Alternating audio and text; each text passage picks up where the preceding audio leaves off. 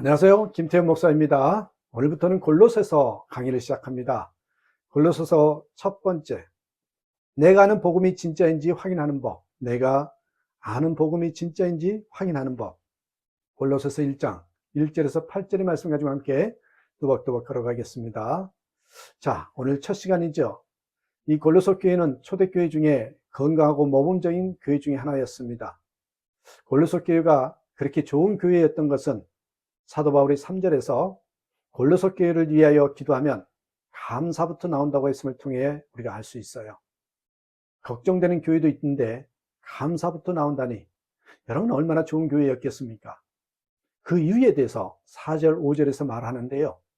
골로새 교회에 믿음, 사랑과 소망이 있었기 때문이다. 그렇게 말을 합니다. 이것은 교회에 대한 최고의 칭찬이잖아요. 여러분에겐 믿음, 소망, 사랑이 있습니까? 믿음이 있으면 더 이상 걱정, 염려가 없고요. 소망이 있으면 항상 기뻐하며 사랑이 있고요. 원수도 사랑하게 되지요. 안타깝게도 믿음과 소망과 사랑을 다 가지고 있는 사람과 교회를 찾기 참 힘듭니다. 그러면 어떻게 골로새 교회 교인들은 믿음, 소망, 사랑을 가질 수 있었습니까? 사도 바울은 골로새 교회 교인들이 복음을 들었기 때문이라고 했습니다. 6절. 이 복음은 온 세상에 전해진 것과 같이 여러분에게 전해졌습니다. 여러분이 하나님의 은혜를 듣고서 참되게 깨달은 그날부터 여러분 가운데서와 같이 온 세상에서 열매를 맺으며 자라고 있습니다. 여기서 궁금한 게 있지요. 우리도 다 복음을 들었고 잘 알고 있다는 것입니다. 그런데 믿음과 소망과 사랑을 가진 성도와 교회를 찾기 힘든 까닭은 무엇입니까? 우리가 아는 복음이 정말 진짜 복음인지 점검해야 되는 것이죠. 이번 골로새 강의를 통해서 무엇이 열매 맺는 생명의 복음인지 분명한 답을 얻게 되기를 축복합니다.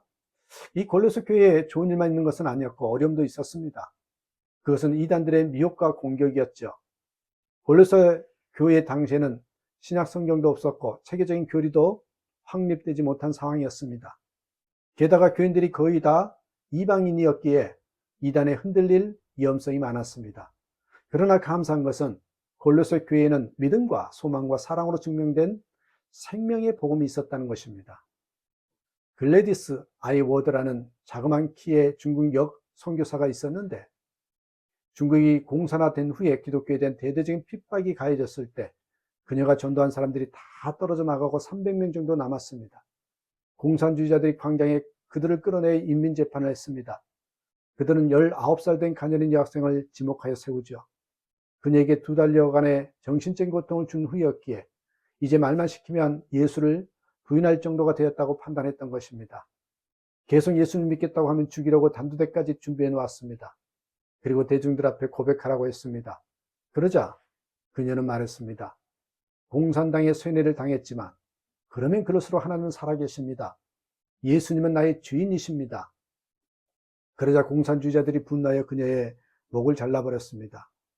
그 모습을 아이워드 선교사를 비롯한 모든 그리스도인들이 지켜보았으나 한 명도 배교하지 않고 다 순교하였답니다. 아이워드 선교사는 선교사 파송을 받으려고 찾아간 선교단체에서 학령 미달이라고 받아주지 않아 선교사 식모라도 하겠다고 나온 사람이었습니다. 그의 삶은 아주 단순해서 하나님이 말씀하시면 순종하는 것이었습니다. 그렇게 중국까지 온 것이죠. 그녀에게 능력이 없었지만 생명의 복음이 있었습니다. 예수 그리스도입니다. 그래서 그녀는 동일한 생명들을 열매 맺었던 것입니다. 우리는 교회를 볼 때 건물이나 교인 수보다 생명의 복음이 있는지 살펴야 하겠습니다. 골로새 교회가 진정 생명의 복음을 가졌다는 증거는 복음의 증인들이 있었다는 것이죠. 믿음과 소망과 사랑은 실체가 없이 떠도는 개념이 아닙니다. 그렇게 사는 사람으로 인해 드러납니다. 골로새 교회에는 그 증인이 있었는데 대표적인 사람이 에바브라였습니다.